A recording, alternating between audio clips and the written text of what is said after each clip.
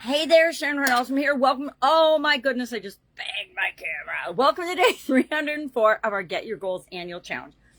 Today we are finishing up our focus on the contribution area and aspect of the life framework by going through step 7 of our contribution goals process, which is rewards and celebrations, or rewards and celebrate. How are you going to celebrate when you achieve your goal? Now I say when we achieve our goal because if I commit to and set my mind to and I follow the 7-step process, I will achieve my goal. Might not be exactly as planned or on the exact date that planned, but it's going to be plus or minus a month or two based on my personal experience of using a goal process and just sticking to it until I actually get what it is that I want and that I say that I want. So today, our action item is to come up with how are you going to reward yourself along the way. Now, we came up with milestones 2 days ago and plans the day before. And so we can use those as building blocks to come up with, we need some, or I like to have some interim rewards to keep me motivated and going as I am working toward a goal. So I wrote down my milestones, and now for each milestone, I will give myself some sort of reward. It's got to be something that motivates and drives me and makes me want to continue working on my goal to achieve my ultimate end goal, at which point I'm going to have a celebration. I don't know what my celebration is going to be yet. I'm going to figure it out.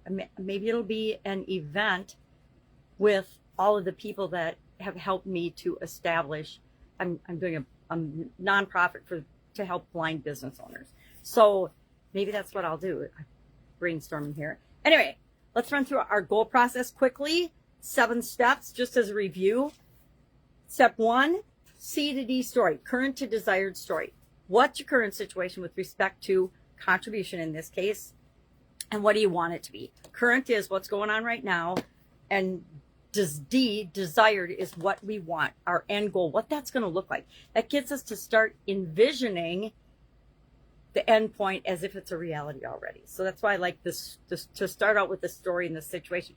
It also creates a gap between where we are and where we want to be. And whenever we become aware of that gap, it causes us to automatically move toward what we want because we've identified it.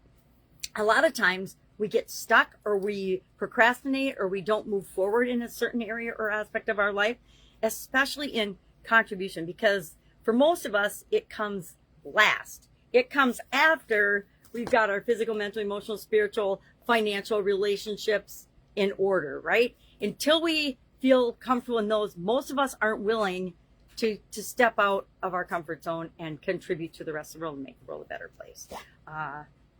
I know there are times in my life when I have been awesome at sharing and contributing and making the world a better place.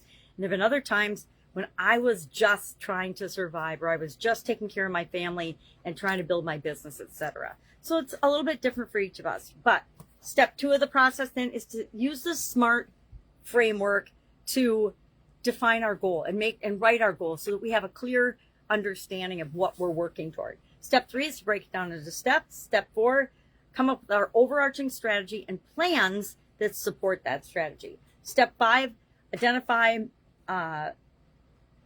measures, milestones, and progress. How are we going to know if we're making progress toward our goal or not? We have to have checkpoints along the way. Step 6 is to evaluate, we just did this yesterday, our resources, our support, and our accountability. And I say ours because I thought that was a good way to remember it. Accountability, resources, and support. What do we have?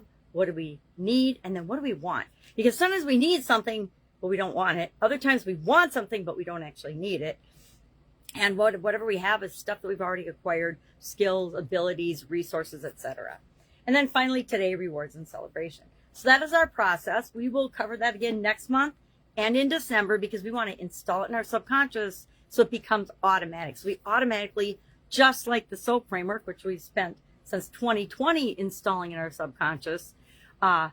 So anytime we're faced with a change, a challenge, a setback, an obstacle, a problem, boom, we automatically go through that and come up with what is the best action, what is the best solution for us to act on right now. So we spend a lot more time focusing on the solution than on the problems. So tomorrow we will switch gears.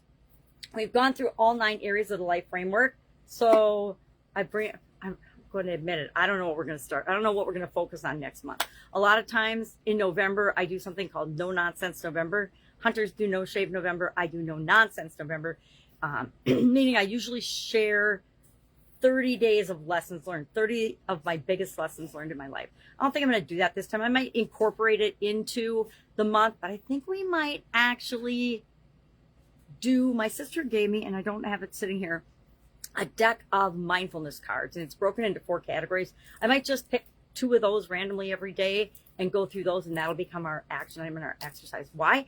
Because we kind of need a break from all the things we've done so far, and we want to do some reviewing and catching up on and checking on our progress and our status in each of the different areas of our life with respect to the life framework and our goals. And that'll give us a little breathing room to do that. So maybe I'll map out a plan for us to do that, and mixed in with the mindfulness cards. I know I've mentioned that I love these card decks because it's so easy. Look at, I got one right here. Mona Lisa cards. Mona Lisa makeover cards. Oh, that's interesting. And these are mind and body makeover cards. So I've got a whole deck. I always have these decks around. And sometimes based on what I'm feeling or what I need, and I know I definitely need a makeover. So maybe I'll take a look at these. I'll just grab a card and I'll stick it in my purse, or I'll put it in one of my notebooks and take it with me as I go about my day. And when I get a second or need a breather, I just pull it out and read it and think about it for a couple of minutes. It's a way for me to take a break and meditate as I go about my busy day.